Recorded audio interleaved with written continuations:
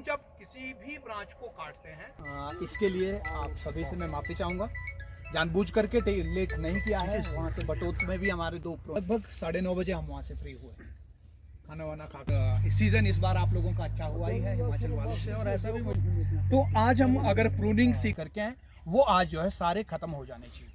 आप fully trend होकर के यहाँ से निकलेंगे ऐसा मैं मानता हूँ। अभी अब जैसे मैं इधर निकल गया हूँ, अब वहाँ पर प्रूनिंग कर रहा है लड़का, तो हर साल लगे जाना है उसको, जो है उसको जजमेंट के तरीके से। हमारे दिमाग में क्वेश्चन बहुत सारे होते हैं और हम सोचते हैं कि इसको मैं कहाँ का। जो बागवान है उसको जो है सनलाइट का बागवान कहा जाता है। Apple farmer is a farmer of sunlight.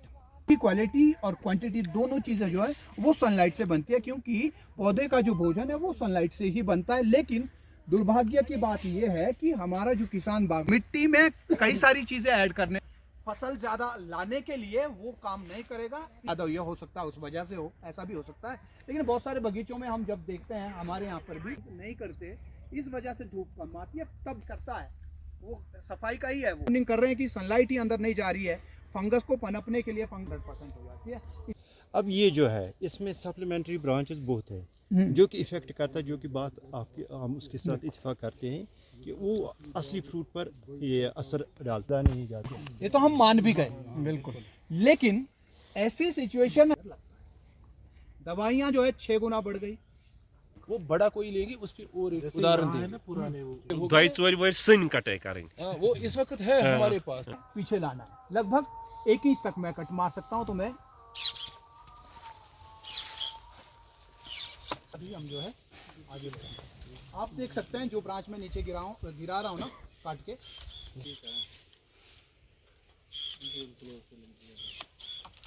होगी तो पत्तों में वहां से प्रूनिंग करेंगे। यहाँ से निकलते हुए मेन ब्रांच पे आएंगे। मेन ब्रांच में हम जो है यहीं से ही इससे जो सेकेंडरी ब्रांचेस निकल रही है, जो क्योंकि जब बड़ा कुछ मटेरियल आपको दिखेगा उस मटेरियल पीछे यहाँ पर होना चाहिए बीमा। यहाँ पर फल की तरफ अगर उसको ले जाना चाहते हैं, शिफ्ट करना चाहते हैं, है ना, ये बहुत बड़ा है। मेरा नाम अली मोहम्मद है और मैं नवाबाग गांधरबल में रहता हूँ। तो जो ये हमारा गांव है, इस वक्त जो आप हमारे पीछे जो चल रहा है, डेमोन्स्ट्रेशन चल रही है प्रूनिंग की, हॉर्टिकल्चर के लिहाज से बहुत मतलब आगे हैं और बहुत अहम इलाका है। यहाँ पे ये लोग आए हैं, हिमाचल से आए हैं। ये हमें जो लेटेस्ट जो साइंटिफिक तरीके हैं प्रूनिंग के, वो यहाँ पे उसकी डेमोन्स्ट्रेशन दे रहे हैं।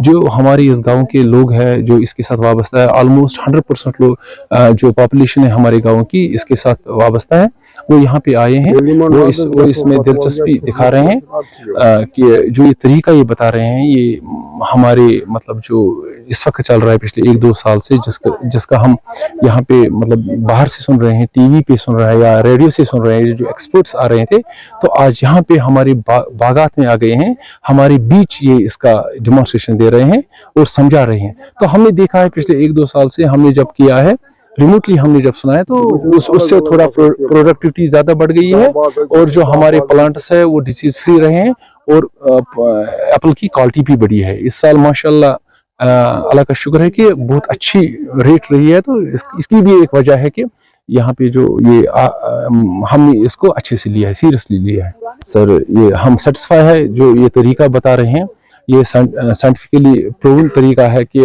पौधे के लिए ज़्यादा मिनरल, ज़्यादा खाद या ज़्यादा वाटर की ज़्यादा ज़रूरत नहीं है। पौधे के लिए सबसे ज़्यादा जो ज़रूरत है वो सनशाइन की ज़रूरत है, जो इसका हवा का चलना वो ज़रूरत है।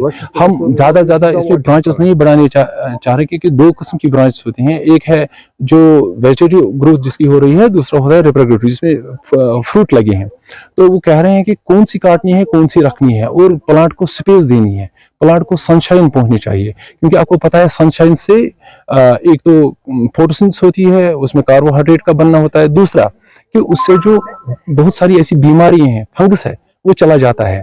तो ये अच्छा तरीका है कि पौधे को हम हमेशा सनशाइन सूखने के लिए नहीं रखेंगे, तो सालों साल रखना है खेत में। तो इसके लिए अच्छा है कि हम उसको बेस्ट प्रूनिंग करें। एक तो क्वालिटी भी बढ़ेगी, प्रोडक्टिविटी भी बढ़ेगी, प्लांट का जो हेल्थ है वो भी अच्छा रहेगा, और जो बीमारियां हैं उनसे भी हमको अच्छे से निजात मिलेगा।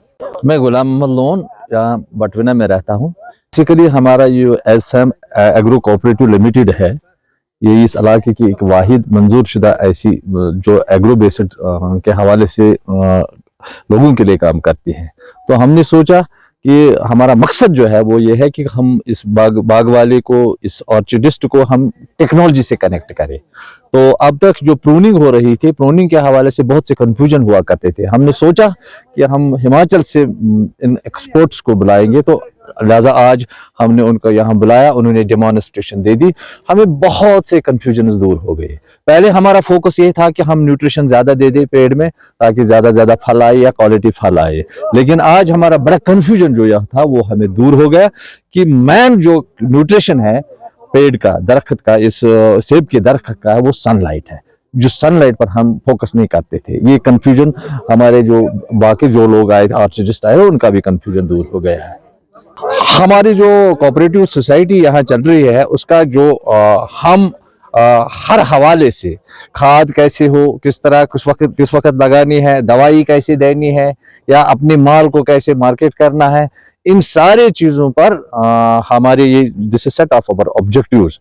तो हमारा मकसद जो है वो इस ग्रोवर को है जो ऑर्चिडिस्ट है, क्योंकि ये जो हॉर्टिकल्चर है this is backbone of our prosperity. बहुत ज्यादा मतलब हम इमेजिन नहीं कर सकते थे। मैंने कहा ना कि सबसे बड़ा कंफ्यूजन जो हमारा था वो था कि हम न्यूट्रिशन से हम पौधे को दे रहे हैं खाद वगैरह, लेकिन आज हमारा कंफ्यूजन दूर हो गया कि असली जो न्यूट्रिशन है इस फलदार पेड़ का वो तो सनलाइट है और फ्री फ्लो ऑफ एयर जो है। मेरा नाम जीतू चौहान है। मैं हिमाचल प्रदेश का जो कैपिटल सिटी और डिस्ट्रिक्ट भी है शिमला में रहने वाला हूँ। कि अभी हम जो है पिछले कल ही अपने यहाँ से निकले हैं हिमाचल से कश्मीर के अंदर प्रूनिंग कैंप्स के लिए।